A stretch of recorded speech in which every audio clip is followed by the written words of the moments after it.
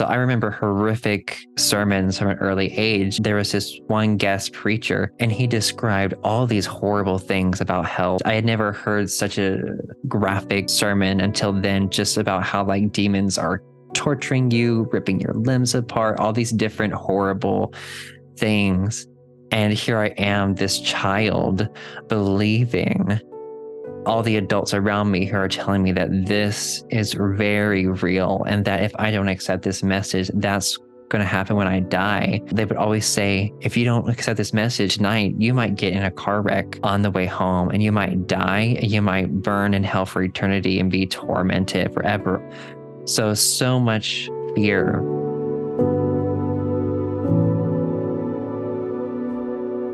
Welcome back to Prey versus Predator. We are very excited to have you with us, and we are very excited to have a special guest, Andrew Pledger.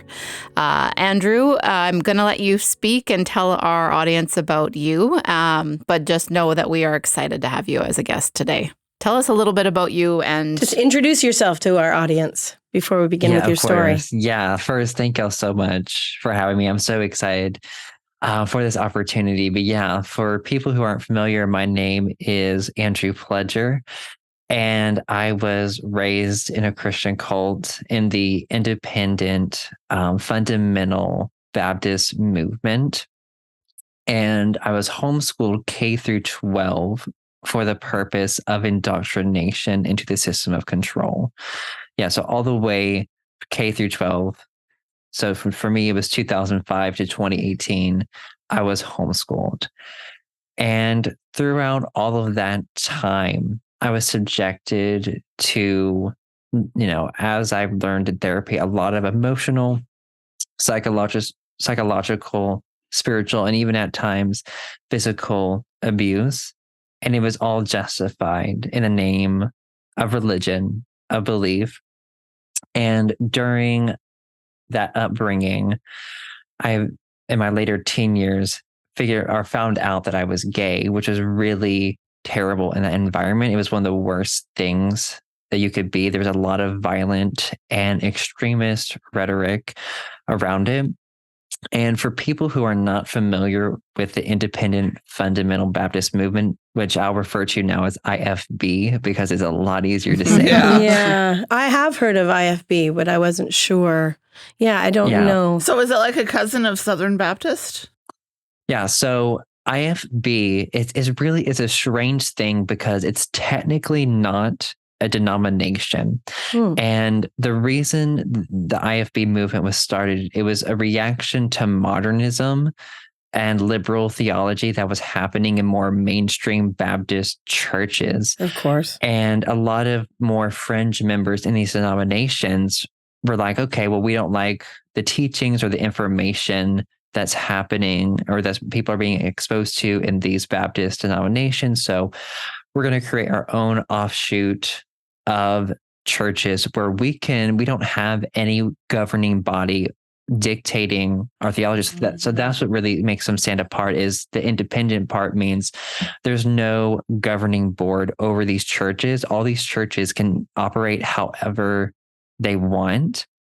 But yeah, so what they all have in common is they all operate independently, even though they'll still collaborate with each other in different ways. So like there's no official body over them holding them accountable, which I think makes this movement, I think, so dangerous. And what really they're known for is their stance that the KJV or the King James version of the Bible is the only legitimate word of God. All other versions of the Bible are false. And they're really known just for their really extreme rhetoric and really, like, some people would call it hard preaching. I would say like they have like an authoritarian preaching style, and a lot of these preachers like have authoritarian tendencies. These are the kinds of pastors these churches attract. And it's really based on a lot of fear, shame, and guilt, the teachings in it. Is it like hell and brimstone and all that sort of? Fire and brimstone. End times, they loved to emphasize the end times, and a lot of Christian nationalism mixed into all of that too. I remember hearing sermons growing up that, fundamentalist Christians should take over the government. And if they did, the country would be in a much better place. That's what they believed. Because they actually thought like they had the right interpretation and they had the absolute truth and everyone else was wrong. Can I ask you quick, sorry to interrupt your beautiful story. Well, it's not so beautiful. It's redemptive in the end.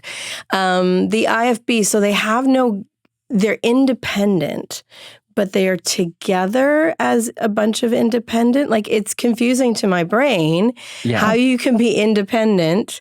So there must be a head of the IFB, or is there not? There's technically not an official head of the IFB, because that was the whole point of doing it, is they did not want anyone over them telling them what to do. And there are definitely leaders in the movement that people look to for direction to follow. And one of those leaders was actually Jack Hyles. Oh, and I know that name. My parents, they went to his college, which was called Hyles Anderson. It was attached to the largest IFB church in America called First Baptist of Hammond. And he just was known, he could just bring in thousands of people to church. He was known just for his charisma, the way he could just bring people in. And he was also had very authoritarian tendencies. And I think the church, it reached a membership of 100,000 people at one point. So he just built this massive ministry. And a thing with the IFB and how they grow, I'm not sure if it's as common anymore, but like the church that I grew up in, and I knew a lot of churches, the IFB is known for having bus ministries. So they'll bus people in from around the city or in the county and bring them to the church. And I remember the church I grew up in, we had around, I think at one point, 50 buses. And we would bring in just hundreds of kids every week and present them this salvation message for like an hour and then send them on their way. But with Jack Hyles, he had his church, he was able to have 137 buses, I think. So he had a massive bus ministry. And he created this college, Hyles Anderson, that was attached to this church. And that's where my parents met. My dad was studying to be a pastor. My mom was studying to be a Christian school teacher. And the thing with these colleges, they're just like pumping out all these pastors and really like missionaries to go plant all these different IFB churches in America, across the world. It was all about spreading it as far as they could. And I think a lot of people don't realize, they're just, it's most likely there's an IFB church around the corner from where you live. Like, it's very likely. Yeah. So where I grew up, I know that Jack Hyles name. I mean, I never went to any of his services, but I have friends that went to churches where he would come, and he was super revered. Yeah. Did he write books too? Probably. I think I might have read something years ago. Say that again. He wrote books. I'm sure he did. I have not looked any of them up. I wouldn't doubt it. Yeah, honestly. I'm just curious. Okay, so we've got the IFB, a little history. So your parents met at the college. So what happens from there? Yes. Yeah. So they met at the college, and I think they ended up getting married. I think it was in 1990. And, my dad was going to be a pastor, my mom a Christian school teacher. And, my dad, he was not in the ministry for that long. And, by the time I was born, he was not in the ministry at all. And one of the struggles my parents had was it took them, I think, 6 to 7 years to actually have children. Like, they were not sure if they were going to be able to have children. And that's such a big deal in fundamentalism. Like, you're told to be fruitful and multiply the earth and have children. But here they were struggling. And, in that environment, I think you're basically taught that God opens the womb or closes the womb. So it's kind of like there's a shame element of like God's involved in that. And if you can't have children, there's just an unbearable amount of shame on the parents struggling with that. And so I think, they considered adoption. and they struggled to have children, and until eventually they did. So I'm the middle of 3 boys, and they were so grateful to have children. So I think, let's see. So my oldest brother, he was born in 1997, I think. Yeah, 1997. And, I was born in 2000, and then my younger brother was born in 2003. And, my mom, she was a Christian school teacher, but after being in that for so long, she realized it was not for her. And she just didn't want to raise or really put her children in the Christian school system. And of course, not the public school system. So she decided she wanted to homeschool all of her children. And so, by the time we were at that age to be homeschooled, she started homeschooling. And, and in regards to my dad with the ministry, I've never heard him ever talk about it once. What I've heard is only from my mother and the stories that they have. And, they did have some pretty bad experiences in the ministry. She told me a story of how they ran a bus for a church, a bus ministry. And they were told that they were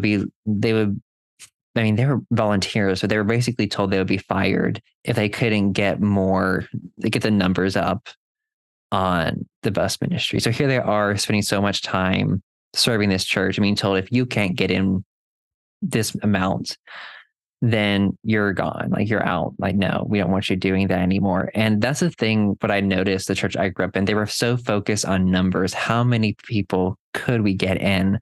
But they didn't seem to really care about those actual people themselves. I don't think. It was all about the looks, and it made them feel good because they thought they were giving them salvation. So I was homeschooled K through 12, and my parents mainly used the Abeka curriculum, which it was recently covered on John Oliver. Yeah, we saw it. He covered it a little bit, at least. I did a bit of Abeka too. I was raised in. I was ACE. And then we went to ACE after that, so I'm familiar. Okay, gotcha. Yeah, so it is an IFB produced curriculum because it's produced by Pensacola Christian College, I didn't know that. Which is an IFB college, and my older brother, he ended up attending that school. Okay. But yeah, so kind of like for the church that I grew up in, so my life was being homeschooled. Then I was attending this church cult that I was in, and then I was involved in a local homeschool group and then a 4-H club, but it involved still a lot of Christians, and there wasn't that opportunity to really get outside perspectives.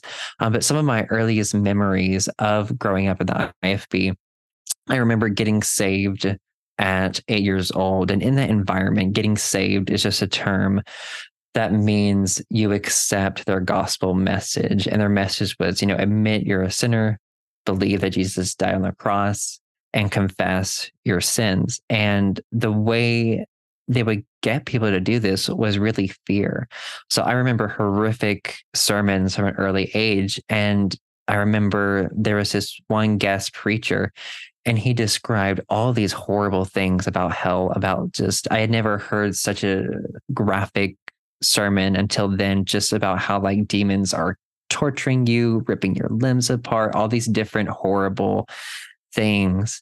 And here I am, this child, believing all the adults around me who are telling me that this is very real, and that if I don't accept this message, that's going to happen when I die.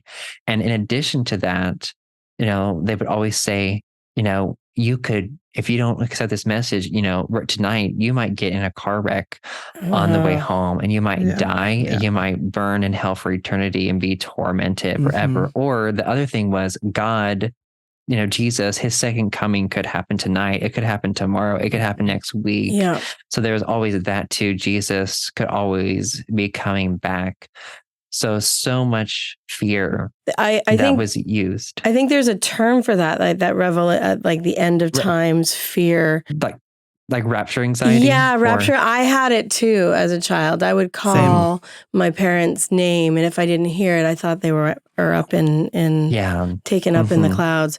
I wish we'd all been ready. Yeah, and then Love that song.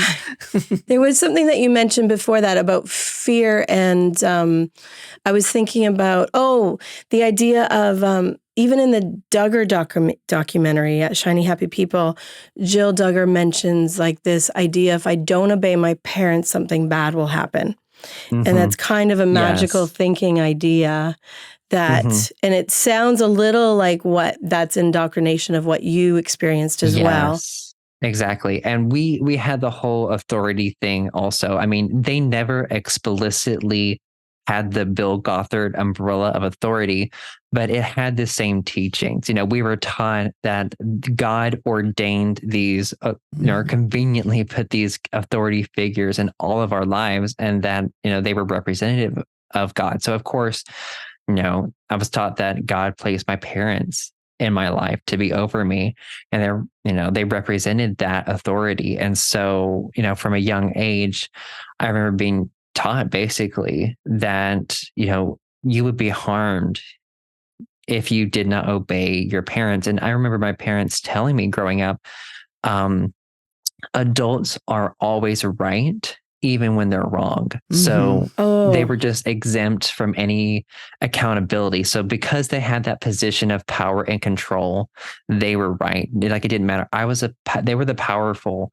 I was a powerless in that situation. And, and they justified it through God. Like I think they really actually believe that.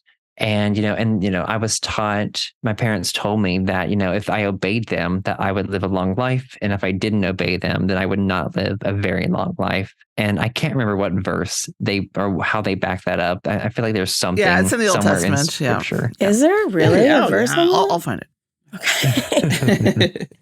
But yeah, so again, like, there was also like that authority is a big part of fundamentalism. And like, again, like with the Duggars, like, that fear of stepping out from under that umbrella of protection. And that was something I was terrified of my entire life. And, looking back on my childhood, I definitely had a personality type, and I think just with genetics involved, I was more prone to anxiety, most definitely looking back on my childhood. So these things made a strong impression, just struggling with the fear of hell, rapture anxiety. I remember an instance in my childhood, I think I was around 8 years old. I was at some kind of field trip with my 4-H club. It was a thing we did with homeschoolers in our area, and we were visiting someone's farm. And I remember we were all in this person's front yard talking, and I had to go to the bathroom. So I went inside, and I came out like a couple of minutes later, and everyone was gone in the front yard. Like, there was no one standing around, and I was just like bewildered. And I was like, where did everyone go? Like, they're all gone. And so I was convinced that Jesus had come back and taken everyone. And I started just screaming and screaming and screaming to the top of my lungs, just running around, hoping that maybe they were somewhere. And I was screaming for my mom. And eventually, as I continued to run around, I see in the distance that they had all left me. They all left me behind, and they were walking down this trail in the woods, and they had just forgotten me, and Jesus didn't come back in that moment. But that was just a terrifying instance, I think, of just how deep that indoctrination was from such a young age, like the fear that it could happen at any moment. And the thing in the IFB is they always taught you eternal security, that once you're saved, you're always saved. But the catch with that was there was always doubt that was placed if you were actually saved. And conveniently, signs of being saved were happily going to church every week, wanting to read your Bible and pray every day, wanting to pray, happily giving them your tithe every, like, all these things were signs of you being saved. Those are very and it's interesting because I'm like, okay, well, I think they talk about the fruits of the Spirit in the Bible or whatever, like love, joy, peace, whatever all the other things are. And instead they were like, oh, these are all these rules and different things that we're going to place on you. And these are, if you happily follow these rules, these are signs of you being saved. So of course they had strict rules around music, TV, books, gender roles, sexuality, all these different things that I thought was absolute truth growing up and was like Christianity. But now gotten older, I'm like, those were man-made rules and things that like are nowhere to be found, I think, in the Bible.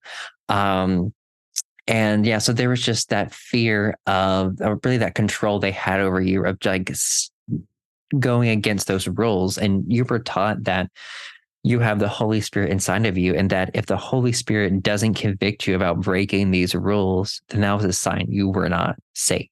It's a very convenient thing to have a list of rules that are now seemingly arbitrary that you're noticing.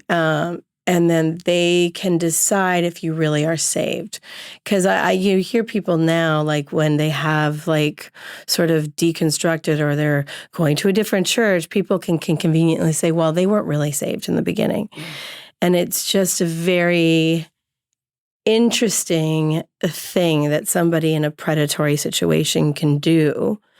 Anyways. I just noticed. I mean, that's how they set it up. I love that as you're talking about this system that they've set up for children, like what we're going to refer to as like all children are prey.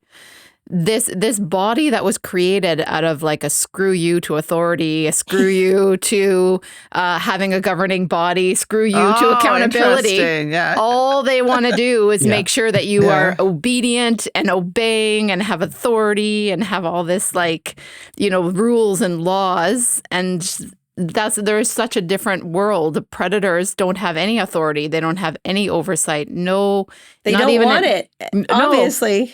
But the prey is a totally different world. So I find that every single time there's this like total lack of accountability, creating this whole world of accountability for you because you're prey. So you got to do what we want. Anyways, so you're this young boy in this situation where you're being, I loved how you said, indoctrinated into a system of control. Mic drop. So, when you're little, and it sounds like you're experiencing this intense anxiety around the thing that matters most to you as a child, which is relationship. And like the message to you, it sounds like, is one of like, you don't listen to you, you don't trust you. If you don't listen to us and check all the boxes we want you to check, you're going to burn in hell and not be with us when we're raptured. So this doesn't sound like the most promising foundation to send an 8-year-old into the teenage world, so to speak. So can you, like, how does that look in those years? Yeah. So entering my teen years, they were really, really awful, honestly, because I had a Sunday school teacher that I think it was 6th grade. Looking back, I don't know why they let him have a Sunday school class, but he was just it was really awful. Basically, he set up the teen years as the devil's going to come at you in every single turn. He's attacking you so much more now. Like he was basically telling all of these, 11-year-old boys, your teen years are going to be so awful and so terrible. You're going to have all these desires. He's going to come at you at every single turn and you'll have to fight. So like you're put into this state of hypervigilance because it's a state of like spiritual war that they talk about. Cortisol again, levels. Sorry, we were talking about how when you're in stress, your cortisol levels peak. And if you're in this situation where they do kind of set you up for looking out for dangers everywhere you go, you better be armed and ready to fight. You're going to be in these situations where your cortisol levels, and, a PJ can talk to what it is like to have what it does to your body and your brain. This is the idea, like, the predatory system keeps your cortisol levels high so that you never relax, so you never get a chance to actually think for yourself or to calm your body or to be able to process what's going on for you because you're always terrified. It sounds like you're in a state of kind of terror, actually. Is that fair word? Very much. And, in addition to all of that, in the IFB, you are just really taught that you're so worthless, that there's nothing good inside of you, that you're just rotten to the core. And so if you do anything good, that is only through God. So God takes all the credit for good. You take all the credit for like the bad that they see. So with that view, anyone who doesn't believe what they believe, then there's nothing good inside of them. So the outside world was painted as this evil, awful place. And I remember hearing terms like they're servants of Satan or they're children of Satan. Wow. So this extreme us versus them. And I've learned that really it's called phobia indoctrination. And it's where they keep you so scared of the outside world. Like it doesn't matter how bad it gets on the inside, the outside will always be worse. And that really keeps you from leaving. And as I've continued to process things in therapy, I've realized there were some things I had kind of forgotten that they used to control us, to keep us in that. And one of these things was kind of like the fear of missing out on God's will.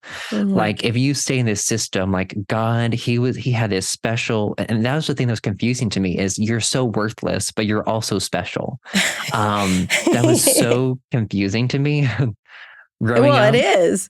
It makes no sense, really. Yeah.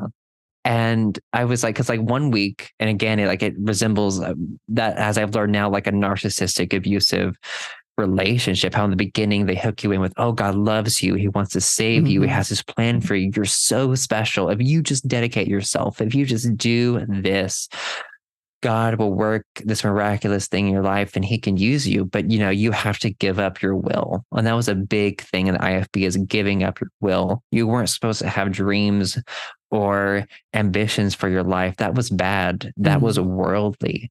You were supposed to give that up and be open to what they believe that God wanted you to be. And in that environment, like your purpose is to spread their gospel message. I remember pressure growing up to dedicate your life to the full-time ministry. There's a lot of pressure because, you have the answer, you have the truth.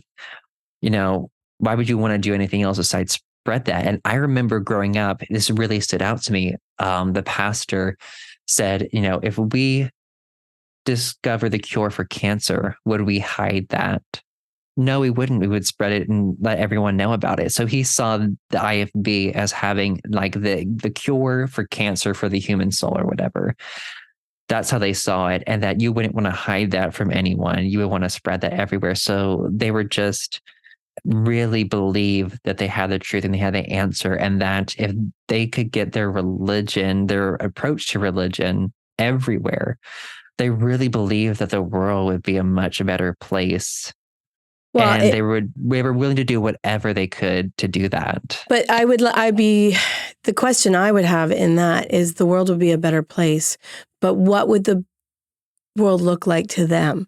Is it really what I would deem a better place, or is what they would deem a better place? What does that mean?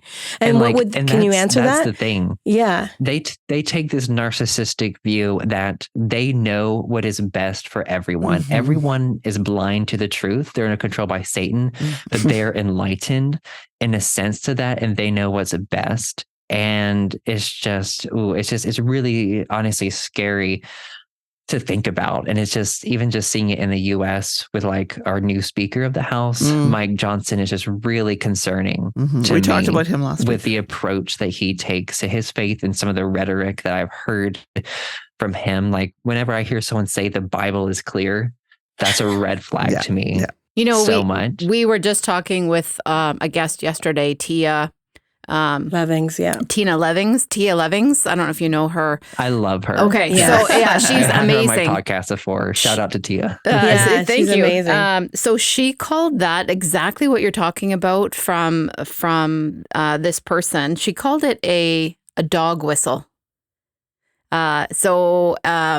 Just it's a call to those people who are sort of maybe just on the fringe, on the underground, and it's a dog whistle. Come on, we've got the power now. Like, I was terrified. I thought that was a brilliant. Anyway, so she's you're right in terms of this idea of, like, not only is it a red flag, but it's like a call to arms of sorts, which is pretty terrorizing if you are somebody who's like yourself, who's understands what that could look like in reality. Yeah, and I thought it was quite interesting what you're saying about, like, the idea of God's will for your life. And because I know from personal experience, it was always confusing that, you know, like, you need to find out what God's will is for your life, but we'll tell you what the options are, you know, and you can be a nurse or a teacher.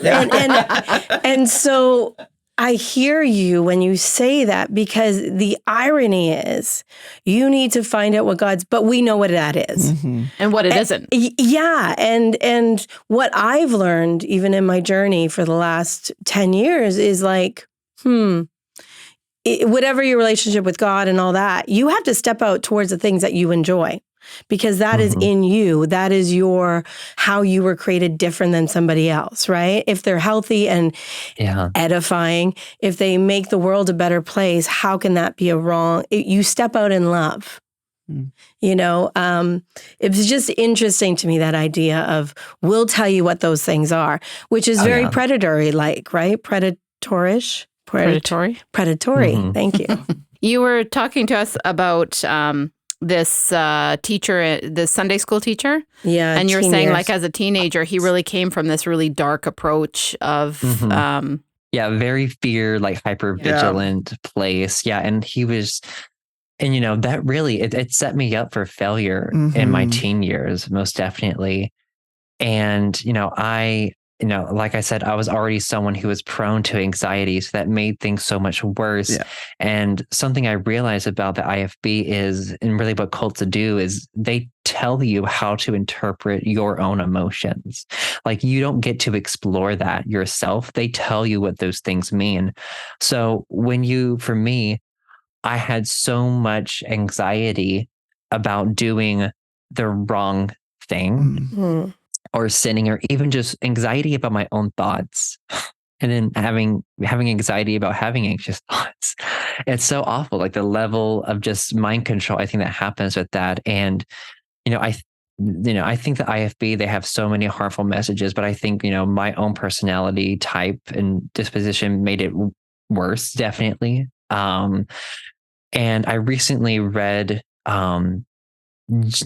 Jill's memoir, but I also just read Ginger's memoir, which is very different. Ginger, her memoir called Becoming Free Indeed, is more of a theological type thing. I was curious about it. She experienced a lot of like scrupulosity, or also like religious OCD and like anxiety, and I related to a lot to it. But yeah, I was just terrified. And I was always taught that, sin always separates you from God. And that's why we have to pray for forgiveness. Even after we're supposedly saved, we have to like confess to like get that connection back. But I was always taught that, we're always constantly sinning all the time. So for me, like, I took that and I'm like, oh, well, I have to pray all the time. And I would like obsessively pray so much. Just to like, for me, like, it was like I always had a dirty slate and I had to clean it off quickly, or God was upset. So it was like God was this person that was out to punish me at every turn. That's how I really saw God growing up.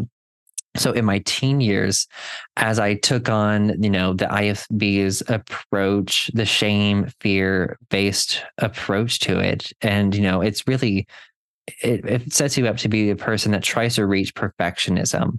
So, things are good when you feel like you're doing all the things and having all the right thoughts, but there's the unbearable shame that comes when you don't meet those standards. And, all the harmful messages that I was receiving growing up, in addition to all of that, like, you're being broken down essentially as a person. Your identity is being taken away from you, and you're being given a new identity in that environment. And it's like I couldn't get a break from it because I was homeschooled. I was in this church, and just everyone I was around was at least like had some kind of Christian ideology. And like, I don't think I could have questioned it even at a young age, because, you're taught it's the truth. It's really all you know.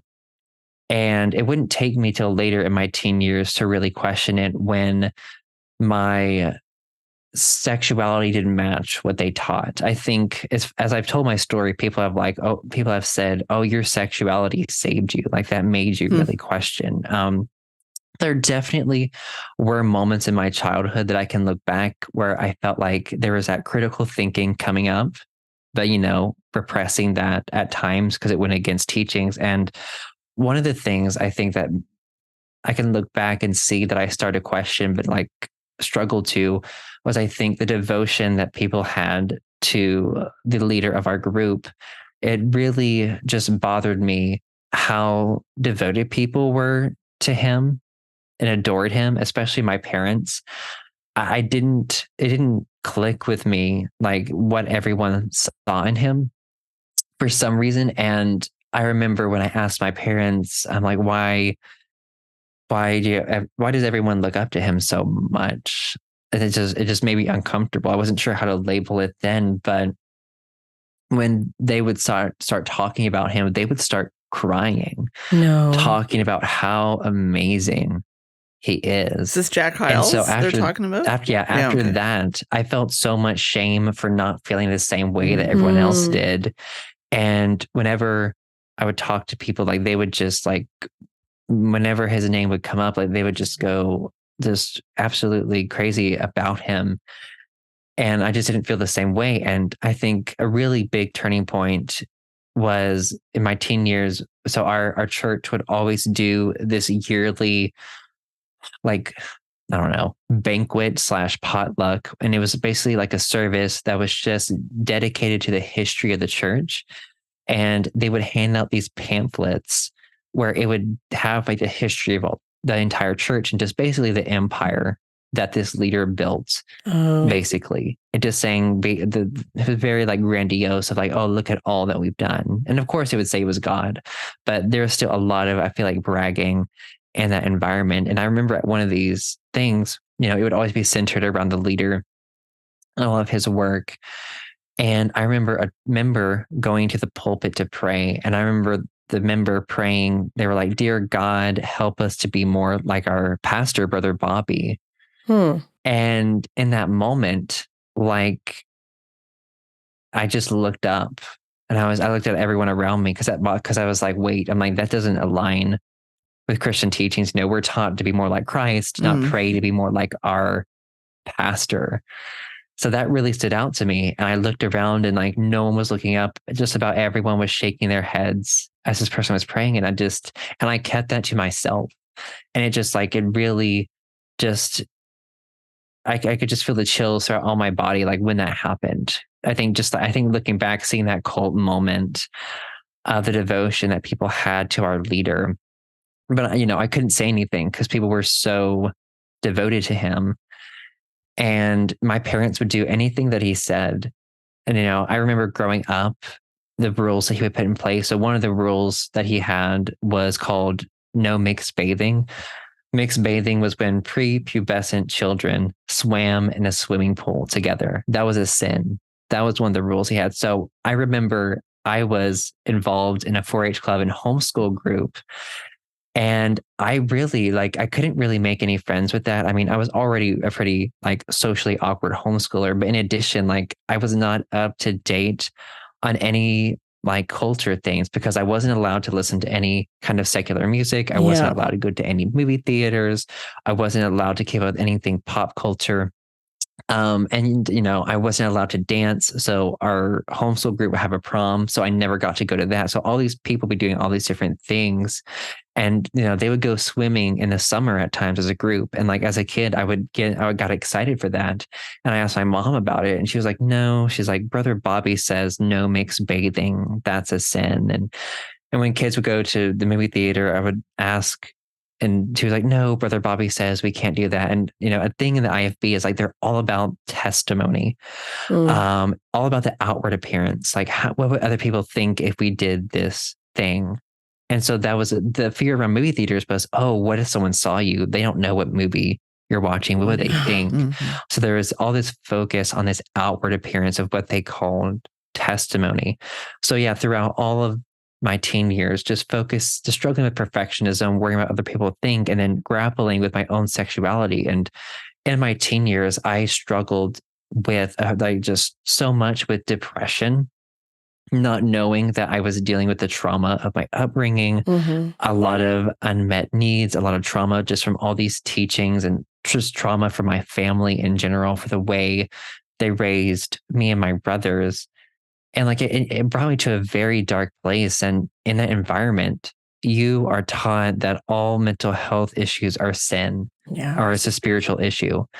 So you're taught that if you're depressed, like you're not believing, you're not trusting enough. Oh, you don't have hope in Christ enough. So if you just read your Bible, pray, get that connection back to Jesus, all your mental health issues will be fixed. So like they had the answer to literally everything. So if you just align with their teachings, everything in life would be fine. And they would never say that it was prosperity gospel, but there were prosperity gospel elements to it. I think the obedience, like you'll be blessed, you'll be fine if you obey. Another thing growing up, looking back, is we were all required or really expected to give 10% of our income, or we were told that God would not bless us. So I remember from a young age giving like 5% of my little allowance. 10% of my allowance that I got growing up. And then, my parents would always give 10% of their income, because we were taught that God will not bless you if you do not give us at least 10% of your income. And so I'm struggling just with all these different things, grappling with my sexuality, worrying about my own safety in that environment. Can I ask you when you started questioning your sexuality? Did you know at a young age, or because even in this environment, you wouldn't know what that is either. Like I would assume, I'm not speaking for you, but yeah. So in that environment, like I was never given the talk. When it was about sex, it was always like, heteronormative, and it was always save it for marriage. So a lot of purity culture elements in there. Looking back, I can see instances of my sexuality coming up, but I didn't realize it then. I think it wasn't until like I can see like, okay, 13, 14, I can see that coming up of like just feeling like, oh, this isn't matching what they're teaching, but not knowing what to label that at all. Not really knowing where I fit in, and I didn't fit into their binary black and white system. So it was something that I just kind of like pushed down and would repress. And I knew it didn't fit what they taught about sex, but I was like, I don't know how to deal with this at all. So it was something that I put down. And it wasn't until like, I think 16 years old that when that drive became so much stronger, I think. And I think at that point, it was around 16 or 17. I think that's when, because up until that point, I had no like internet access. That was all like I couldn't search a browser or anything like that. So I think it was around 16 or 17 years old when I finally was able, through me honestly being sneaky, was able to get past those barriers and just start researching stuff that's the great thing too, when algorithms aren't always great, and my algorithm would know what to recommend to me at times. And I think, that was a hard realization to come across that information online of learning about sexuality. And it was like, I was like, oh, and that's the thing. These Christians are so scared of people having access to information, and they think that's indoctrination, which is so funny to me, having access to information. But for me, it's like, oh, I can actually finally label what I've been experiencing. I can, this is not a binary thing that they're talking about, these strict boxes they put this in. And, and it was a relief to know, but it was also devastating. It was really devastating and sent me into a deep, deep state of just depression, because I was the evil one that they were talking about. I was in that environment, like they had their different levels of, I think they didn't explicitly say it, but like from what it communicated, there were different levels of sin that God hated. So you were more of gay people were more of an abomination to God than someone who's doing maybe something else or stealing, or I don't know. And they would always lump it with pedophilia, with like addiction and stuff like that. So it was just you again, like I feel like that deeper feeling of worthlessness that was put on me. So you're 16, 17 years old. And so from what I'm sort of gathering from your description of your own experiences with anxiety, David Burns, I don't know if you know, he's like a cognitive behavioral therapist of the nth degree. But he talks about anxiety as being a disease of the nice. And so generally speaking, he says, if you've got high anxiety, it's usually, the root of it is usually a kindness, a niceness, a deep, deep sense of relationship. And so the anxiety comes up because you want to be connected, you want to be loved, you want to be valued. And so through your story, I'm hearing there's all these spaces and times where this depth, what's most beautiful about you, this depth you have of loving people, this depth you have of making relationships so powerful in your life. And yet the message to you is always, you're nothing, you're not enough, you got to do more. And now you're 16, 17 years old and you find out that this thing that you are, like this part of you, is now the thing that they don't like more than anything else. Like, I'm just wondering, like in my mind, I'm like, how do you survive? If that is your nature, how do you survive that moment? Like what holds you in there?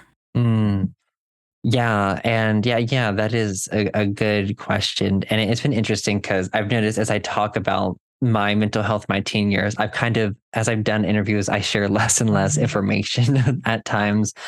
But what really, my mind adapted in a very different kind of way. And when I try to describe this is what I usually say. Like, I hated myself so much that I couldn't stand the thought of being me. So I had to be somebody else. So what happened was my mind convinced me that I was a different person.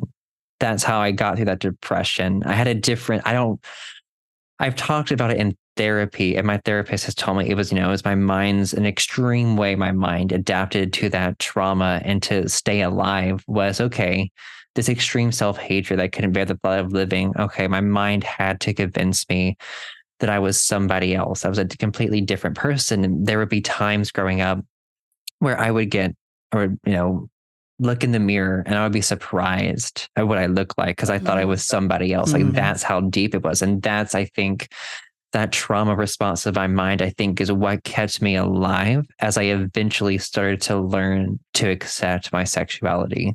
Well, it's like a disassociation, which a lot of trauma, people who have been traumatized or victimized or abused, there's a disassociation, which it sounds like this was what it was for you. Yeah. And it's there's a reason why we do that. It's to protect ourselves.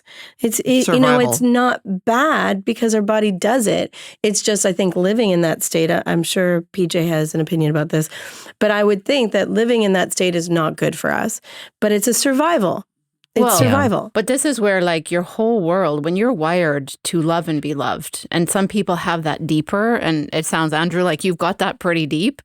It's literally the most beautiful thing in the world. And yet when the message to you is predatory, you're not enough, you can't do it, you've got to be my way or nothing. You're bad. If you're wired this way, then your body can't cope because you're so desperate to love and be loved, your body cannot cope with that level and depth of rejection.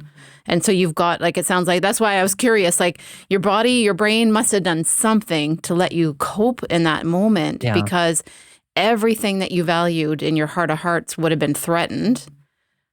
And so it sounds like this is what you used to kind of make it through. But then at what point, because this is heavy lifting, like you're talking about this thing now threatens everything. It's, it's been teetering, you've been trying to check all the boxes your whole life and having these flashes of independent thought. But now this thing threatens to topple this over. And so I hear you sort of disconnect from self, you dissociate, try to be another person. When does the integration start happening, or when does it implode? Like, take us to that moment. If I could answer this question quickly. Yeah. And then if you don't mind. Yeah. So I think with the integrating, I think honestly, that is something I'm still working on, and it's still been a slow process, I think. And that's what I've been learning in therapy, that like, it's not black and white. Like, I'm not going to suddenly snap back to my normal self and integration. I've definitely integrated parts. Disassociation is my number one struggle as I've been healing. And it is crazy to me because, like, as I've recently gotten a cat has made me realize how much I disassociate, because when I'm petting that cat, I'm in that present moment and I'm feeling all the sensations and everything and enjoying that. And like, listening to my cat purr.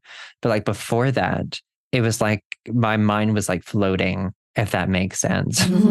I was just like out of body. But so when it came to, so after my mind adapted to me, or to that in that way in the teen years, I just went around for the longest time thinking I was someone else. And I think what I had to do, was try to like convince myself that God didn't hate me for feeling this, I think. Because in that environment, I'm like, okay, I cannot be this. If I'm this, God will hate me or dislike me or whatever until I change this. So I think trying to, really for the longest time, I just tried to pray the gay away, the typical you were taught that God could deliver you from that. That was their wording or wording of like God would heal you. So I think for me, that disassociating and I think I would float between my real self and this identity my mind created. It would like go back and forth between things, I think. And it continued, I think, to stay with me, not as intense, but still during my college years. And then, I feel like, that is something we can talk about more in the second part. Yeah. Thank you for sharing that with us, because I think that you are not alone. No. In being in one of these sort of high control environments, with coercive, controlling, predatory systems and people. And it's so hard for people, especially when you're sort of this kind of kind, loving nature, to find your way to have a voice. Yeah. It's. I'm so kind of excited to hear your second part of your story for where you are. How did you get where you are? Because I don't think that many people would really grasp the heavy lifting that you must have had to do to get there. So I can't wait for that. So would you join us for a part 2? Yes, I'd be happy to. Awesome. Yeah, that's amazing. Okay, Thank you. Before we go, we talked about what's the Bible verse that says that if you obey, that you'll live long? Proverbs 19:23. Obey the Lord, and you will live a long life, content and safe from harm. That's obey the Lord, though. Yeah. That is. Not obey your parents. We're going to get onto a theological discussion here, people. Okay, Andrew, we're going to let you go for now. Thank you. I hope you come back with us soon. Thank you so much. We really appreciate you being here with us today. Andrew, tell us where people can find you. Oh, yes. So I am very active on Instagram, Facebook, TikTok, Threads. Just search Andrew Pledger. And I do a lot of education online around religious trauma, fundamentalism, and cults.